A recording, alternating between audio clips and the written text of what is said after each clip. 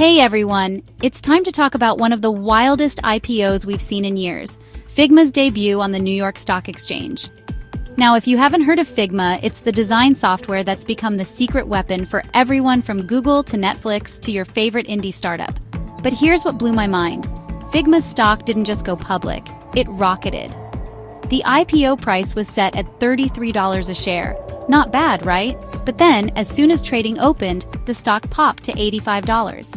By the end of the day, Figma closed at $115.50, a massive 250% gain.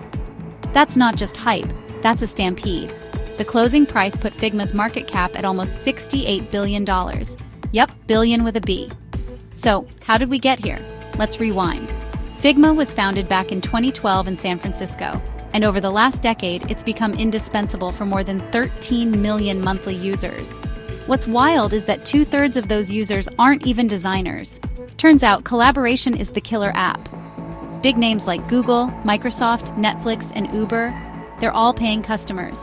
In fact, as of March this year, more than 1,000 organizations were spending over $100,000 a year with Figma. That's serious recurring revenue. And get this, last quarter alone, Figma pulled in up to $250 million in revenue, growing sales by roughly 40% year over year. Plus, they squeezed out up to $12 million in operating income.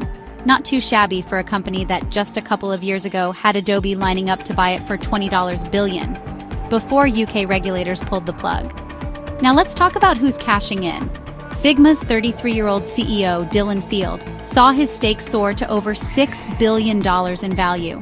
And some of the biggest venture capital players, think Greylock, Sequoia, Index Ventures, they all got a big payday too. The IPO raised $1.2 billion, mostly going to these existing shareholders. But this isn't just about Figma. After a long dry spell for tech IPOs, 2025 is suddenly seeing a gold rush, with companies like Chime, Circle, and CoreWeave also hitting the market.